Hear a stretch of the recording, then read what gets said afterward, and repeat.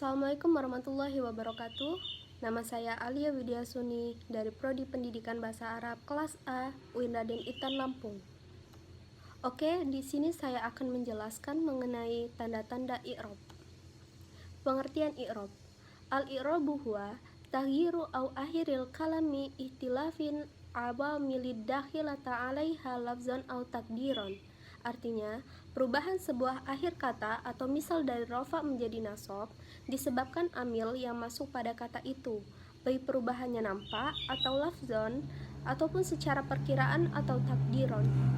Pembagian dan tanda-tanda i'rab.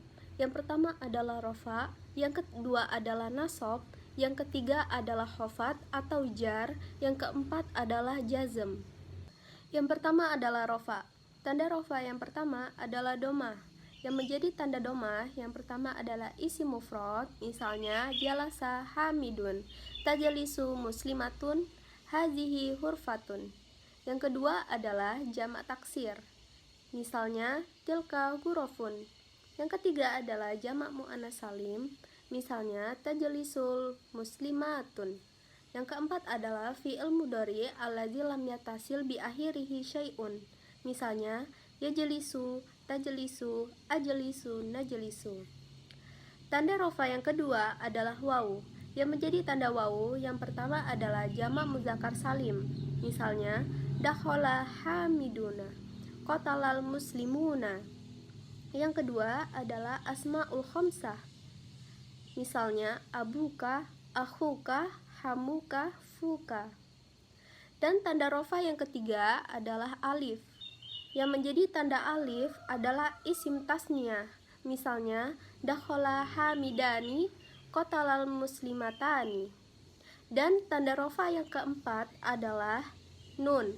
Yang menjadi tanda nun adalah af'alul khamsah, misalnya yajlisani, tajlisani, yajlisuna, tajlisuna, tajlisina. Yang kedua adalah nasab. Tanda nasab yang pertama adalah fathah. Yang menjadi tanda fathah yang pertama adalah isim mufrad, misalnya nasartul mujtahidata, fatahtu baban. Yang kedua adalah jamak taksir, misalnya fatahtu abwaban. Yang ketiga adalah fi'lul mudhari allazi lam yattasil bi akhirihi syai'un, misalnya ayyaftaha. Tanda nasab yang kedua adalah alif, misalnya ra'aitu za ilmi.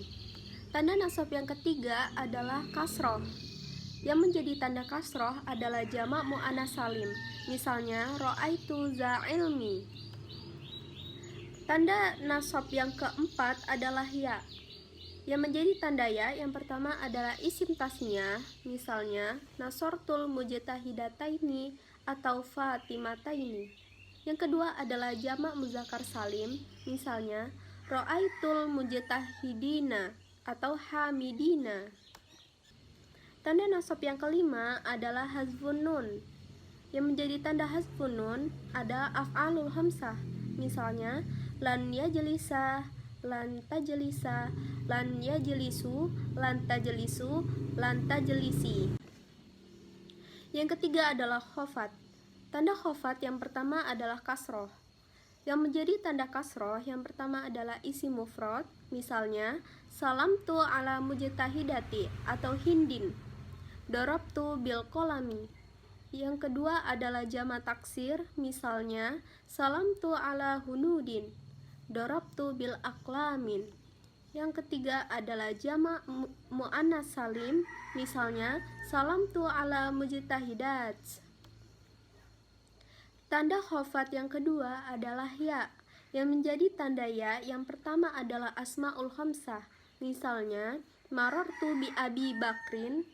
Yang kedua adalah isim tasniyah, misalnya salamtu ala mujtahidataini atau hamidaini. Yang ketiga adalah jamak muzakkar salim, misalnya salamtu alal mujtahidina atau hamidina. Tanda khofat yang ketiga adalah fathah. Yang menjadi tanda fathah adalah isim ghairul munsharif, misalnya salamtu ala ahmadi atau fatimati, marartu bimasajidi. Yang keempat adalah jazm. Tanda jazm yang pertama adalah sukun. Yang menjadi tanda sukun adalah fi'lul mudhari alladzi lam yattasil bi akhirihi syai'un. Misalnya, lam yaftah. Yang kedua adalah hazful akhir. Yang menjadi tanda hazful akhir adalah fi'lul mudhari mu'talul akhir. Misalnya, lam yahzu, aslinya yahzu. Yang ketiga adalah hazfun nun atau af'alul hamsah. Misalnya, lam yajlisa. Pembahasan selanjutnya adalah isim nakiroh dan isim ma'rifat. Yang pertama adalah isim nakiroh. Isim nakiroh adalah kullu ismin yadulu ala ghairi muayyan. Isim nakiroh adalah setiap isim yang menunjukkan pada makna yang tidak ditentukan atau makna umum. Biasanya diakhiri dengan tanwin atau tidak diawali dengan alif lam. Contohnya, kitabun, buku, suhro, kecil, masajidun, masjid-masjid, insanun, manusia, ulya, tinggi.